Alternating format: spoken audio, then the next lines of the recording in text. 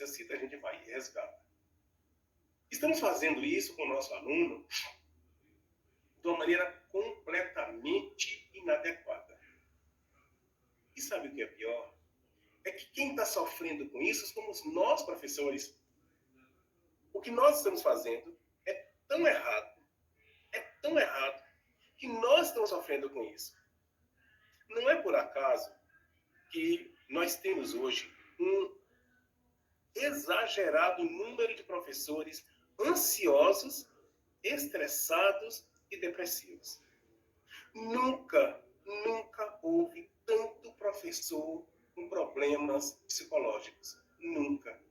Só para vocês terem uma ideia, no estado de São Paulo, em 2018, foram 50 mil professores afastados da sala de aula em períodos por conta de problemas psicológicos. O que está nos levando a essas doenças? O que nos causa tanta angústia se é a nossa profissão? É o nosso sacerdócio. Então veja, o erro não está em nossa formação. Nós somos competentes, nós somos inteligentes. Em momento nenhum eu coloco a competência do professor em dúvida. Nunca. Porque não existe profissional com a competência e a capacidade de se reinventar mais do que o professor, de criar mais do que o professor. Veja, a todo momento nós estamos criando situações para ajudar o nosso aluno. O problema é que nos ensinaram de uma forma tão errada e enraizou tanto em nossos corpos que nós não estamos conseguindo sair desse lugar que nós estávamos para ir para um lugar mais tranquilo. E o que eu quero propor aqui a vocês é que nós tenhamos esse discernimento, essa facilidade de andar por caminhos menos tortuosos, de trilhar por caminhos muito mais largos, expansivos, e que consigamos fazer a diferença na vida dos nossos alunos, independente qual seja a nossa escola. A nossa escola não são esses muros, esses corredores. A nossa escola somos nós, professores, os nossos alunos e as famílias para as quais nós prestamos o nosso serviço. E nós podemos fazer isso de uma maneira muito mais leve, muito mais tranquila, sem esse fardo pesado que nos impuseram. Ontem, quando eu chamei a atenção para a educação praticada por Marquês de Pombal, é importante a gente trabalhar com isso aqui. É importante que nós falemos disso novamente. Porque, veja, quando o Marquês de Pombal chega ao Brasil, a primeira providência dele foi tirar os jesuítas das escolas. Na desculpa de fazer uma educação laica, sem envolvimento religioso, ele coloca professores leigos. E a gente lê a história e a gente acredita nisso assim, de uma forma tão tranquila, sabe? Não nos causa incômodo, não nos causa aquela angústia de perguntar: foi essa mesma a intenção? Foi assim mesmo que aconteceu? Nós precisamos nos rebelar. Nós precisamos acreditar que existem possibilidades diferentes. E aí, eu quero chamar a atenção de vocês para um fato muito importante. Quando o Marquês de Pombal tira os jesuítas e coloca professores leigos, há uma clara intenção de praticar uma educação totalmente voltada à manutenção do poder estabelecido. E nós, professores, não podemos repetir esse fato.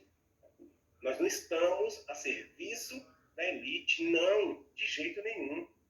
Nós precisamos estar a serviço dos oprimidos, dos mais pobres, daqueles que não têm de manhã cedo um café da manhã para tomar, daqueles que sentem vontade de ter um tênis e não podem comprar, daqueles que não têm aquela camisa com estampa de um Batman, coisa tão simples, coisa tão fugaz, mas que para ele é importante.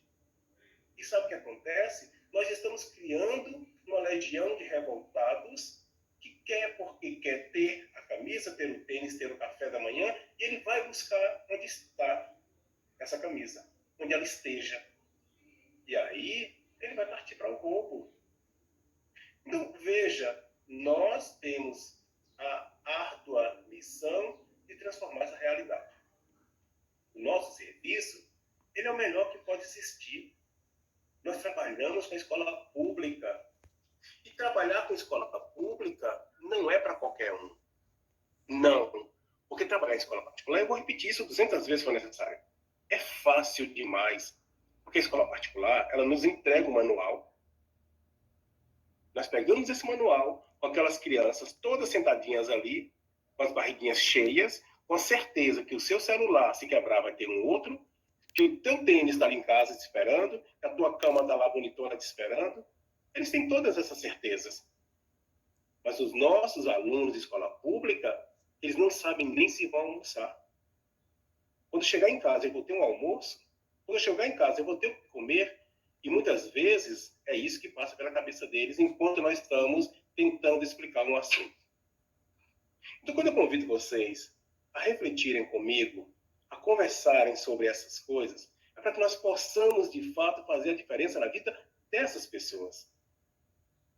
Professores, nenhum, olha o que eu estou dizendo para vocês, nenhum adolescente concentra na nossa fala durante mais do que 30 minutos.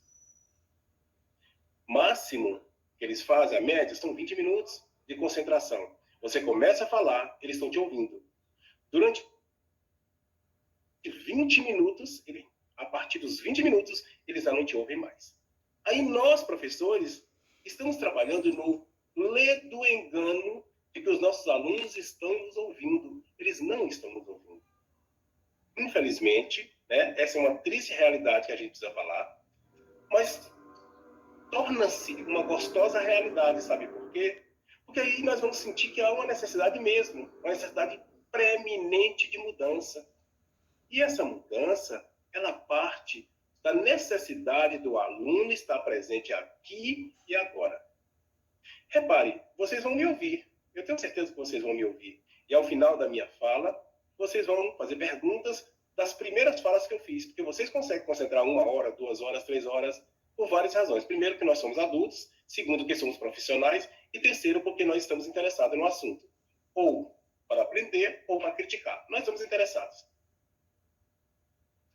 Mas não têm ainda essa percepção que temos. Eles não têm essa maturidade que nós temos. Eles precisam da nossa ajuda exatamente para nós conduzirmos todo o pensamento deles para a construção do conhecimento. E aí, professores, eu volto a pedir a vocês. Nós, professores, precisamos mudar o nosso planejamento de aula. E aí, quando eu coloquei ontem aquele projeto trimestre de 12, 13, 15, eu quero pedir a vocês que pensem nessas possibilidades com um pouco de carinho, não só com resistência. Primeiro, eu sempre peço, quando chega um palestrante falando, nós ouvindo esse palestrante, temos que tomar também um cuidado. Tudo que essa pessoa fala é a verdade, nós temos que questionar. Nós não podemos ficar aceitando tudo, porque senão o meu discurso ele torna-se contraditório. Se tudo que eu disser para vocês, vocês tiverem que engolir como se fosse verdade, eu estou dizendo a vocês para não engolir as coisas que estão no livro didático, aí eu estou usando um paradoxo terrível.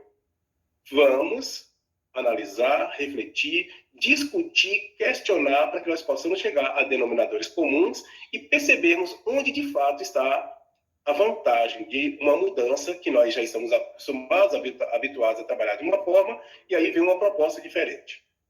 Quando eu propus a Leia que nós fizéssemos essa mudança, eu tive um cuidado muito grande de mostrar para ela que havia ali uma série de vantagens.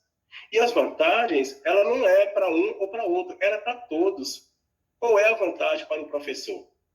Veja bem, nós professores temos a clareza de que quando nós fazemos um trabalho, o nosso trabalho, ele depende de tempo. Nós não conseguimos fazer um trabalho hoje para o resultado sair amanhã. Então, nós precisamos melhorar esse tempo. Então, quando nós dividimos os trimestres, automaticamente nós vamos ter mais tempo para executar o nosso planejamento. Essa é a primeira vantagem. Quando eu coloco os meus alunos para estudarem, eu já sei antecipadamente que eles só vão interessar pela nota, 90%. 95%. Às vezes chegamos a esse número exagerado. Eles estudam somente pela nota. Se eu já sei disso antecipadamente, o que é que eu vou fazer? Eu vou segurar esses alunos até o máximo que eu puder para que eles fiquem interessados. Veja, eu não estou segurando com maldade, eu estou segurando com a clara intenção de que eles aprendam cada vez mais. Então, se eu puder segurar meu aluno até o final do terceiro trimestre, eu vou fazer isso. Quando a gente muda do sistema de nota 10, 10, 10 para o sistema 12, 13, 15, isso é possível. É possível porque esses alunos medianos, eles não conseguem a nota que eles precisam já no segundo, eles precisam ainda do terceiro. E no terceiro eles vão precisar de muito mais nota, né? De muito mais do que se eles precisassem no sistema 10, 10, 10. Então, qual é a vantagem disso? É que nós vamos ter alunos interessados, alunos respeitosos.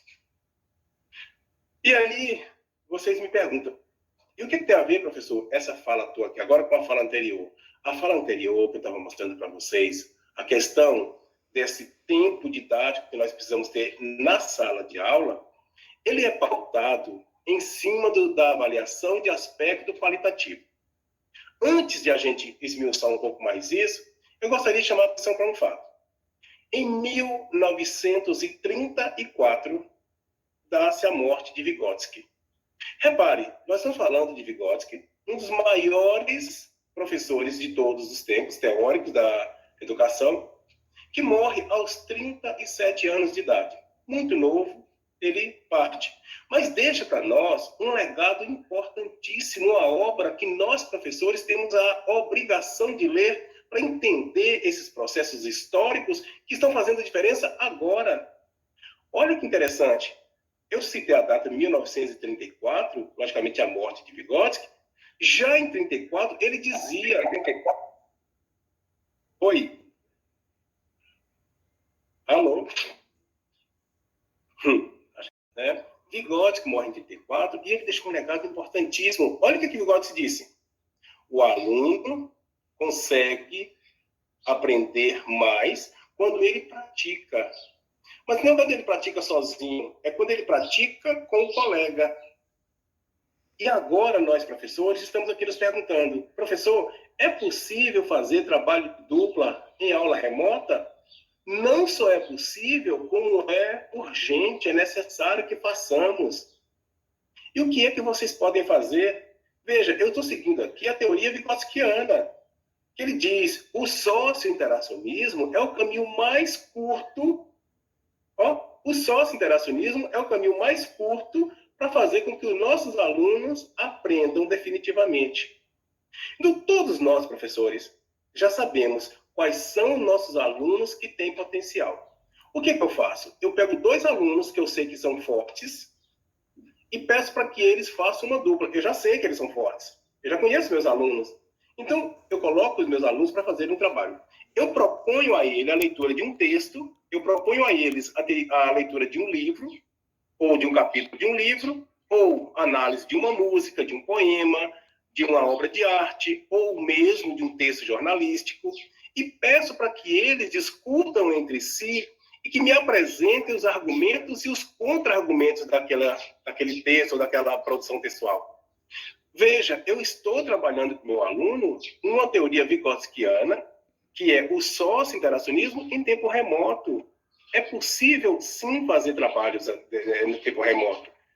E o mais importante agora, professores, que eu gostaria que ficasse muito forte nas nossas cabeças, é que nós não temos espaço para trabalhar com regras gramaticais. Eu não tenho espaço agora para trabalhar com regras matemáticas. Aí os professores de matemática vão ficar meio que preocupados. Certo, professor, mas o que nós podemos fazer? E eu proponho um trabalho para vocês de coletar o máximo possível de gráficos, de tabelas e proponha aos seus alunos a leitura disso e que eles deem a vocês um retorno explicando gráficos e tabelas a partir dos números postos e a partir das situações propostas dentro daquele gráfico, daquela tabela. Porque o nosso foco, ele terá que ser agora e muito forte a leitura dos nossos alunos. Porque nós precisamos passar esse momento com muita tranquilidade. Eu vou dizer uma coisa para vocês. E para mim, quando eu fui chamado para trabalhar na Escola do Estado, eu estava fora. Eu era secretário de Educação e eu saí. Aí o prefeito da minha cidade me perguntou se eu queria ficar à disposição do município, que ele ia a Salvador pedir ao secretário para me disponibilizar. Eu não quis, eu quis estar na sala de aula, sabe por quê? Porque eu queria entender o processo de como dar aula em tempo remoto para poder conversar com vocês. Eu hoje tenho a facilidade de estar fora da sala de aula. Eu poderia estar fora da sala de aula, mas hoje cedo, ontem à noite, quando eu terminei a palestra com vocês, ontem à noite eu fui dar aula. Eu peguei de 6h30, quando começa o horário de estado, e fui até as 10 horas da noite. Ontem eu tive 5 aulas. E tive de forma tranquila, brinquei com meus meninos, conversei. Inclusive, nesse tempo de aula remota com alunos do estado, eles fecham as câmeras, né? A gente não sabe quem está nos assistindo. E a gente fica de cá como se tivesse uma sessão espírita. Aí, veja, eu falo, alô, Luciana, tu tá aí? Aí, de vez em quando, a Luciana abre o microfone e fala, sim. Aí fecha novamente. Claudinéia, tá aí? Aí Néia fala, sim. Né? Eu só vejo a voz. E a voz demora para sair. Elas não vão respondendo. Ô, Domingos, tudo bom? Aí, Domingos, demora. Bom, parecendo uma sessão espírita. Tá uma coisa terrível. E eu tô forçando eles a falarem. Eu já disse a eles, olha, quem mandar atividade, eu vou dar nota 5, que é a média deles lá.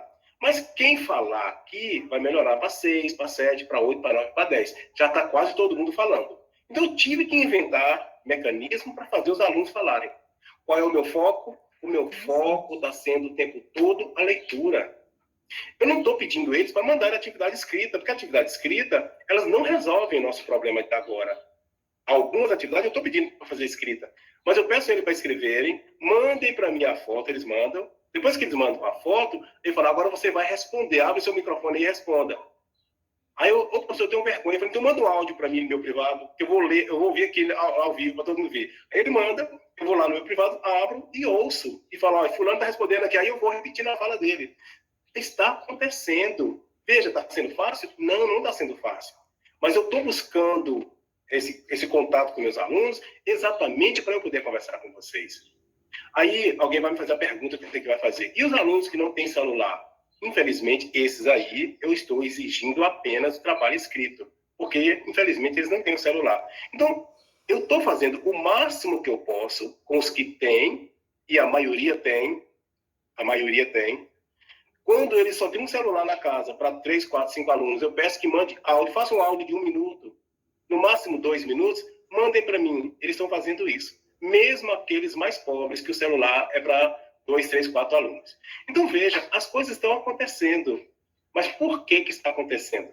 Porque nós estamos priorizando a leitura dos nossos alunos. E eu peço a vocês, priorizem a leitura. Foquem na leitura. Vamos imaginar aqui um professor de primeiro ano preocupado com a alfabetização. Ô, professor, e eu que sou do primeiro ano? O que eu faço com meus alunos de primeiro ano? Como é que eu faço uma atividade remota para um aluno de alfabetização? Como é que eu alfabetizo a câmera? Não é simples. Né? Inclusive, como eu disse a vocês, a professora Marta Soares, que é uma das minhas, né, eu sou fã incondicional, ela disse que ela não tem resposta. Mas nós, professores, temos que encontrar respostas. Embora Magda Soares diga, eu não tenho resposta, nós temos as respostas. Elas podem não ser as respostas mais acertadas, mas são as respostas possíveis. Então, veja bem, todo o processo de alfabetização, ele começa sempre partindo daquilo que está mais próximo do aluno. O que nós podemos fazer agora? Então, eu tenho a lista dos meus alunos, eu sou o professor, eu vou produzir um vídeo com o nome dos meus alunos, escrito numa cartolina, escrito num quadro, alguém vai me filmar, e eu vou cantando, vou brincando com esses nomes. E vou colocando fulano de tal e fazendo a chamadinha. Todos os dias eu vou fazer a minha aula com a chamadinha. E vou mandar esse vídeo para casa dos alunos. Depois, eu vou mandar música, eu vou cantar, ou vou pegar uma música na internet, da Ciranda Cirandinha, de qualquer música que vocês costumam trabalhar com as parlendas, com a cantiga de roda, e nós, que somos professores alfabetizadores, sabemos disso. Todo professor alfabetizador sabe disso. Se alfabetiza a partir de cantiga de rodas, de parlenda. Mas veja, eu não vou me preocupar agora com a escrita do aluno. não é o momento de eu me preocupar com isso. Eu vou me preocupar primeiro com a escuta. Eu vou me preocupar primeiro com a leitura. Mas toda vez que eu for produzir uma musiquinha, a escrita da música precisa estar aqui comigo. Então, veja, eu coloco a música, que é no fundo, eu me aproximo ao máximo para a câmera poder pegar as letras bem visíveis e eu vou cantar a musiquinha que está escrita, para que ele, aluno, comece a fazer essas relações de som com a escrita. Eu não vou pedir ele para escrever, mas eu vou trabalhar essa noção. E quando a gente trabalha com a psicogênese da língua escrita, nós vamos percebendo a questão da relação do significante com o significado. Quando eu quiser começar a fazer com o meu aluno o processo mesmo de escrita da alfabetização, eu vou entrar já na questão da psicogênese e vou pedir a eles, por exemplo, eu mando a foto de uma bola, eu mando a foto de uma boneca, eu mando a foto de uma casa e peço para que eles escrevam. Não importa se eles vão fazer uma garatuja, não importa se eles vão fazer risco, números e letras, o importante é que eu vá percebendo. Mas, veja, para eu chegar a esse ponto, eu tive que primeiro passar por outros pontos mais importantes, que foi a escuta do meu aluno. Eu vou ler historinhas para ele, e depois, essas historinhas, elas vão ser recontadas por eles, por escrito, mas inicialmente eu vou fazer com que eles escutem. Que o processo, o objetivo da escola, primeiro é ler, para depois escrever. Em tempo de pandemia, quanto mais leitura você fizer, melhor.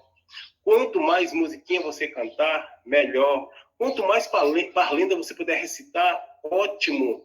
É assim que nós trabalhamos em tempo de pandemia. E aí, professores, as nossas angústias, elas vão diminuindo. E quando nós estivermos bem tranquilos, bem calmos, nós vamos perceber que o processo de alfabetização, mesmo remoto, é possível. Vai dar um trabalho enorme, mas nós vamos conseguir. Voltando para a nossa discussão, quando eu parei lá em Vygotsky, essas viagens vão acontecer. É importante falar de Vygotsky, por quê? Professores, quando nós colocamos a questão do socio-interacionismo, e eu disse ontem a vocês, nós somos professores, não nos é dado o direito de eu não compreender determinados processos e ou criticar ou simplesmente ignorar. Eu preciso entender, eu preciso compreender, eu preciso interpretar. A palavra socio-interacionismo está muito relacionado à interação de um com o outro. Veja, 2 pessoas é socio-interacionismo. 4 pessoas também acontece o socio-interacionismo. E se eu tiver uma comunidade com 20, 30 pessoas, eu tenho um socio-interacionismo. Partiu de um, já é o socio-interacionismo. Então, peço a vocês, quando vocês forem propor atividades com alunos em dupla, nunca coloquem aluno forte com aluno fraco. Aluno forte fica com aluno forte, aluno fraco fica com aluno fraco. Sabe por quê? Porque o aluno forte com o forte, eles vão ter a opção de discutir. Mas se eu coloco um forte com o fraco já sabe que o outro é forte. Eles conhecem também. Eles sabem quem é que participa mais, eles sabem quem é que fala mais, eles sabem disso. Então eles falam, fulano é quem sabe. Ele não vai sentir confiança. Mas se eu coloco 2 fracos, ele acha que ele sabe mais que o outro sabe mais do que esse aqui. Então, veja, eles vão se achar iguais. E quando nós nos achamos iguais, nós nos sentimos mais confortáveis, mais seguros e conseguimos fazer os trabalhos.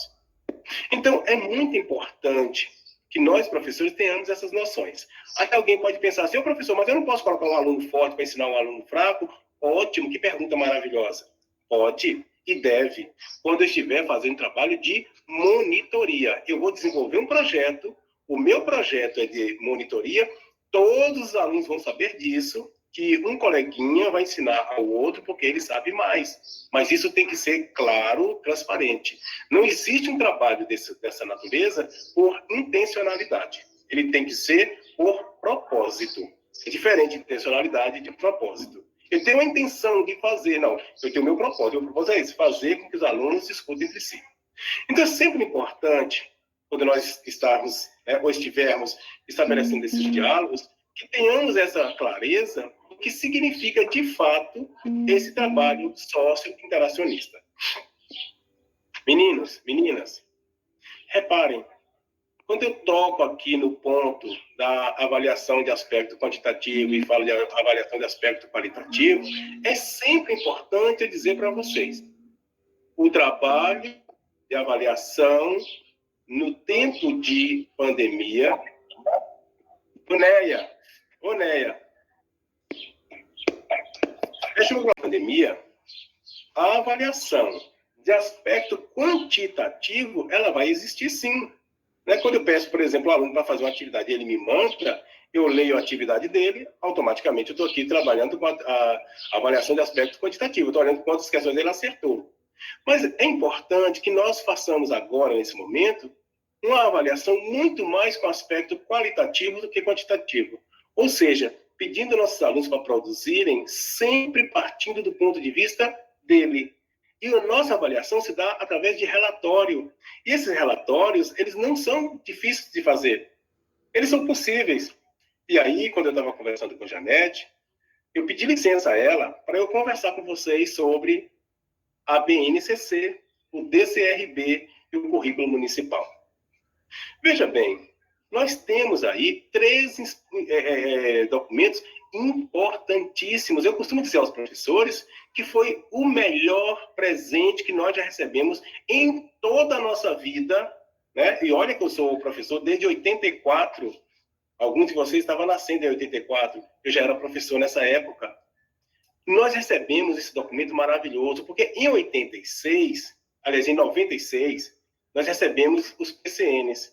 Só que o PCN foi um documento tão difícil, tão distante de nós, professores, naquela época, que houve a necessidade de vários livros para explicar o documento principal.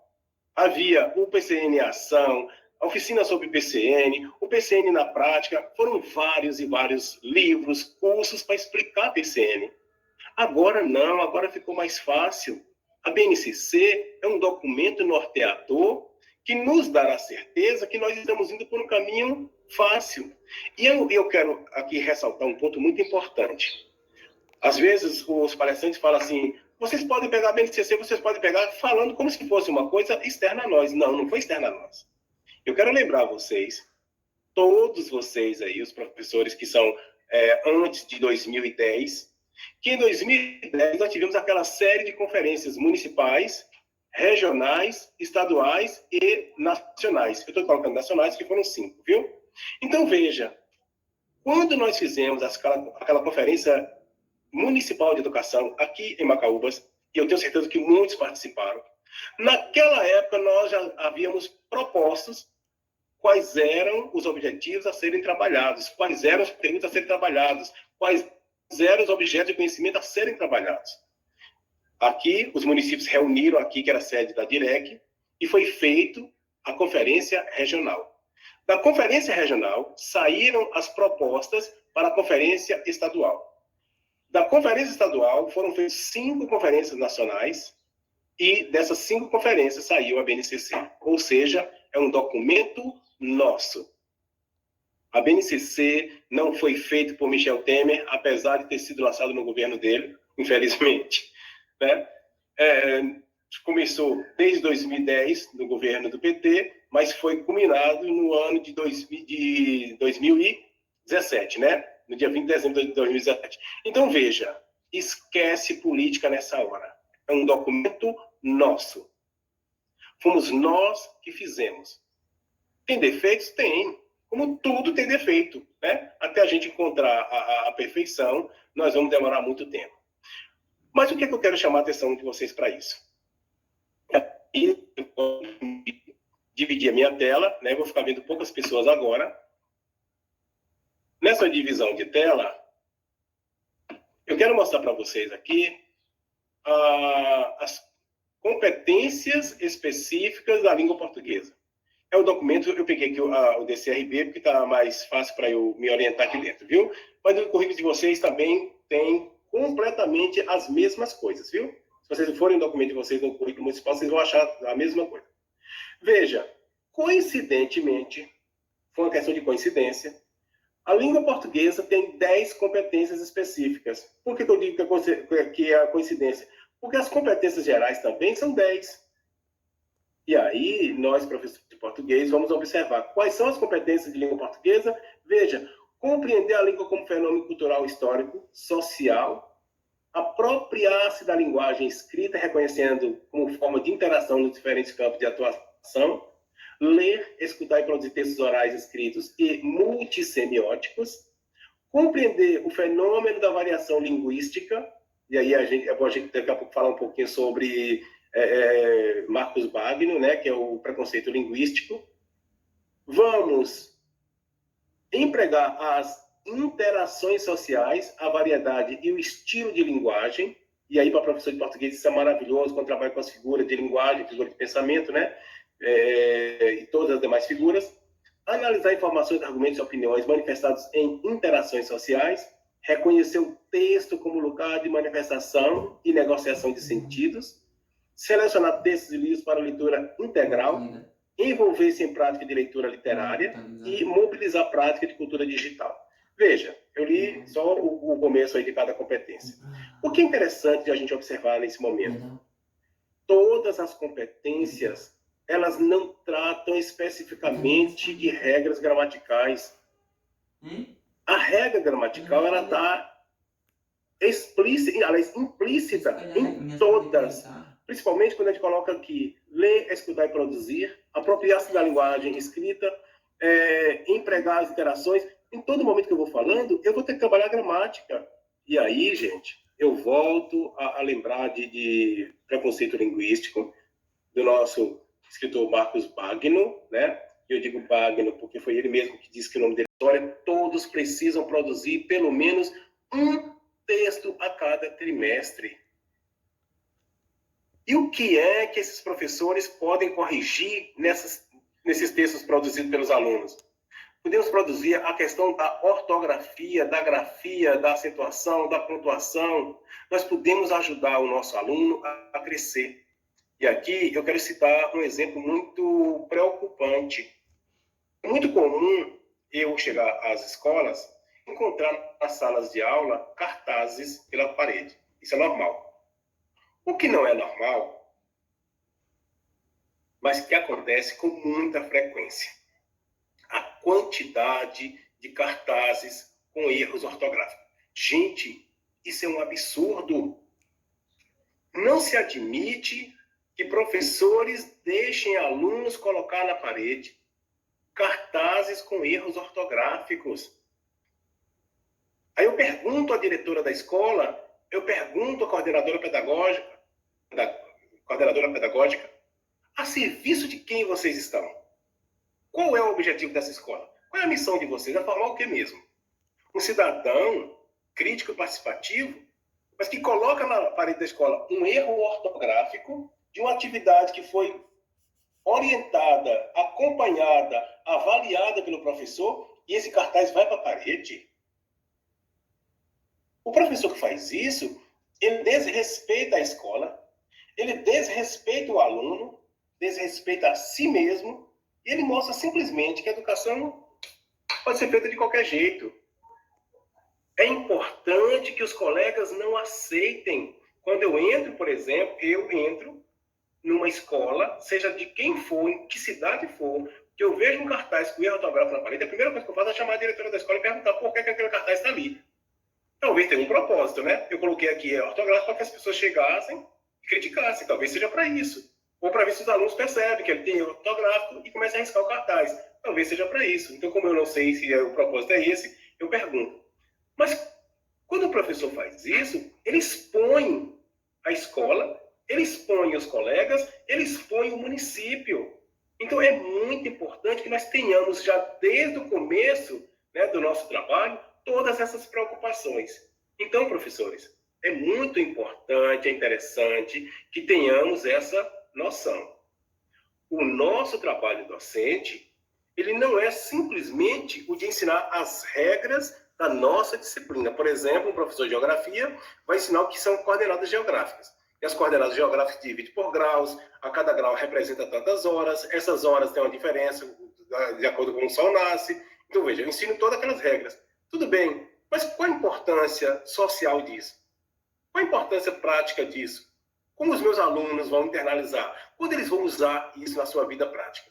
E aí, eu sempre conto para os meus alunos, através de exemplos, eu pego o globo, coloco na sala de aula, brinco com alguma lâmpada, qualquer coisa, e mostro que, de acordo com o globo vai girando, se uma pessoa sai de São Paulo às 7 horas da manhã e viaja a Rio Branco, né, no Acre, ele vai chegar lá 7 horas da manhã. Ele saiu de São Paulo 7 e vai chegar lá às 7. Se ele viajar 2 horas, ele chega às 7. Por quê? Aí eu mostro todo o exemplo. Qual é a relação prática disso? É mostrar para ele, quando ele for fazer uma viagem, a depender do que ele for fazer, e ele não tiver esse conhecimento de coordenada geográfica, ele pode ter um grande prejuízo na vida dele. Então, veja, é um conteúdo que tem uma relação prática com a vida dele. Tem uma função prática social na vida dele. E aí, lembrando do vídeo que o professor Omar passou ontem, de Rubem Alves, eu já tinha assistido aqueles vídeos, até porque eu sou apaixonado pela obra de Rubem Alves, né, o nosso saudoso Rubem Alves. Ele colocou lá que os alunos liam o livro dele para fazer grifar encontros consonantais e dígrafos. Olha que loucura. Professores, nós, professores, não podemos, de maneira nenhuma, trabalhar com o nosso aluno qualquer conteúdo gramatical utilizando livros poéticos, literários. Nós precisamos trabalhar com texto jornalístico, porque a notícia, ela passa, ela desaparece, ela some, ela perde a validade. Mas a poesia não, a poesia é para a vida inteira, como diz Drummond, né? A poesia desse momento invade minha vida inteira. Veja, amor é fogo que arde sem se ver, ferida que dói não se sente, é um contentamento descontente. Quem disse isso foi Camões. Camões escreveu isso há mais de 500 anos. Atual, Legião Urbana gravou, né, na década de 80, 90. Então, a poesia, ela nunca morre. Mas quando ela vai para a escola, ela passa a ser antipática. Olha que curioso. A gente fala tanto, né, de Romeu e Julieta, do romance Romeu e Julieta. Quem foi que escreveu Romeu e Julieta? Quando Shakespeare escreveu Romeu e Julieta, ele não era rico, ele não era famoso, ele não era conhecido. Ele se tornou conhecido depois que morreu. Ele se tornou famoso depois que morreu. E o que a Inglaterra fez para homenageá-lo? Colocou os livros dele para serem estudados na escola. Os alunos tomaram abuso de Shakespeare. E Shakespeare foi ser valorizado em outros países que conheceram a obra dele e automaticamente passaram a valorizar. Depois que a Inglaterra percebeu a besteira que tinha feito, retirou Shakespeare e ele voltou a ser o grande escritor que ele é hoje, né, reconhecido na Inglaterra. Mas ele teve um momento que ele foi simplesmente odiado, como fizeram com Machado de Assis aqui no Brasil, como fizeram com José de Alencar aqui no Brasil. Nós tomamos abuso dessas pessoas porque eram leituras obrigatórias. Não é que nós líamos porque era bonito, porque era belo. Nós líamos porque nós éramos obrigados para fazer uma prova, um diacho de uma prova,